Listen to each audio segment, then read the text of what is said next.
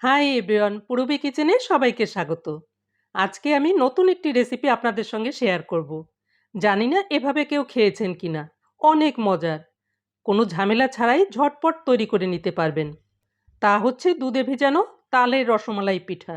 Unique একটি recipe. পিঠাগুলি তৈরি করা এত সহজ, ভিডিওটি একবার দেখলে যে কেউ তৈরি করতে পারবে। এছাড়া খেতে এতটাই মজার, একদম রসমালাইয়ের মতো, এবং দেখতে চুষি পিঠা বা সিমাই পিঠার মতো। তো চলুন ভিডিওটি সম্পূর্ণ দেখে নেই।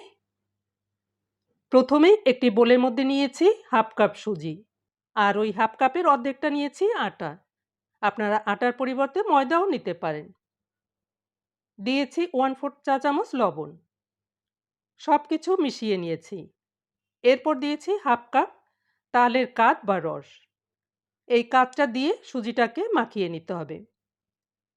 একবারে সব কাঠটা দিব না, অল্প অল্প করে রসটা দিয়ে একটি নরম ডো তৈরি করে নিতে হবে। এর মধ্যে যদি মিষ্টি দিতে চান তাও দিতে পারেন। আমি দিচ্ছি না, কারণ তালটা অনেক মিষ্টি ছিল। এই পর্যায়ে অনেক সময় মাখানোর দরকার নেই। এইভাবে নরম করে মেখে নিতে হবে, কারণ সুজিতে অনেকটাই রস টেনে নেবে।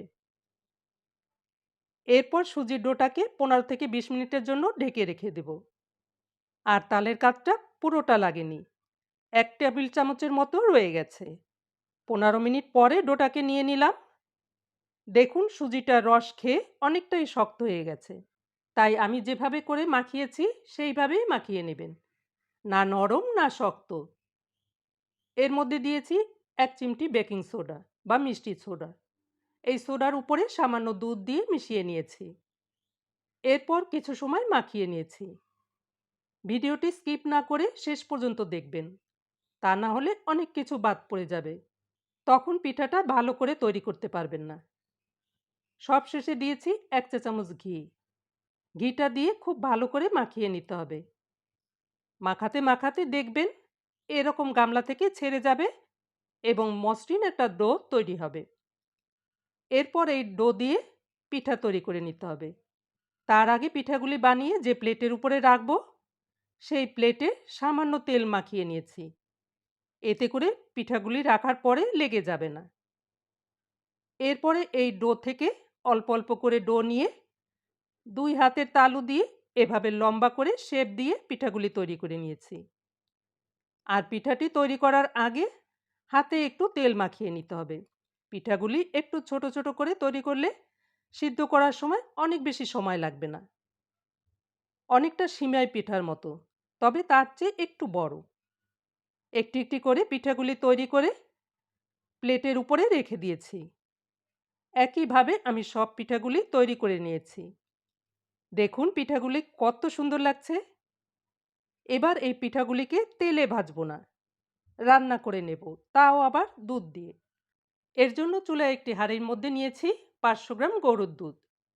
দিয়েছি 1/4 কাপ চিনি, একটি থেতো করা এলাচ। এবার নেড়েচেড়ে বলক আসা পর্যন্ত অপেক্ষা করব। দুধটাকে বেশি ঘন করব না।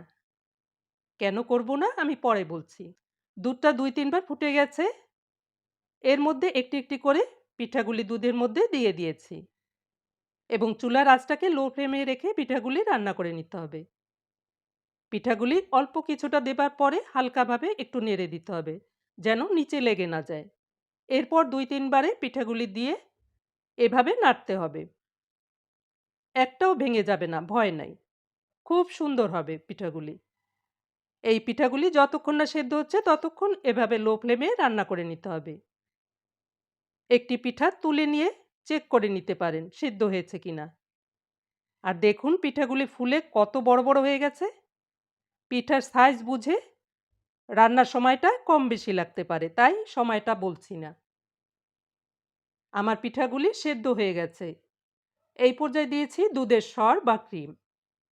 আমি 2-3 দিন দুধ থেকে সরটা তুলে নিয়ে ফ্রিজে রেখে দিয়েছিলাম। সেখান থেকেই 2 চা চামচ ক্রিম এর মধ্যে দিয়ে দিয়েছি। এতে করে খেতে ভীষণ মজার হবে। ভিডিওটি ভালো লাগলে চ্যানেলটিকে সাবস্ক্রাইব করে আমার পাশেই থাকবেন এবং সবার সঙ্গে বেশি বেশি করে শেয়ার করবেন। আর বেশি সময় রান্না করব না।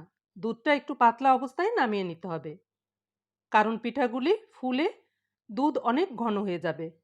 এভাবে ১ মিনিট রান্না করার পরে চুলার জালটাকে বন্ধ করে পিঠাগুলোকে ঢেকে রেখে দেব ঠান্ডা হওয়া পর্যন্ত। তারপর পরিবেশন করে নিয়েছি। এই পিঠা গরম গরম খেতেও ভীষণ ভালো লাগে। আর ফ্রিজে রেখে ঠান্ডা করেও অনেক মজার। অল্প করে তৈরি করে দেখালাম। আমার বিশ্বাস আপনাদের বেশি করে তৈরি করতে হবে। এত মজার। বিশ্বাস করুন। আমি একটি ফ্রিজে করে তুলে নিয়েছি এবং কেটেও দেখিয়ে দিচ্ছি কতটা নরম হয়েছে। এবং কালারটা একবার দেখুন কত সুন্দর। আর খেতেও অনেক অনেক মজার ছিল। তাই অবশ্যই একবার হলেও ট্রাই করবেন। রেসিপিটি সম্পূর্ণ দেখার পরে অবশ্যই একটি লাইক দিবেন। আপনার একটি লাইক আমাকে অনেকটাই উৎসাহ যোগাবে। তাহলে দেখলেন তো কত সহজেই এই মজাদার দুধে ভিজানো তালের রসমালাই পিঠা তৈরি করে নিলাম। আপনারা অবশ্যই একবার হলেও ট্রাই করবেন। তাহলে এবার রাখছি। সবাই ভালো থাকবেন, সুস্থ থাকবেন। Good bye.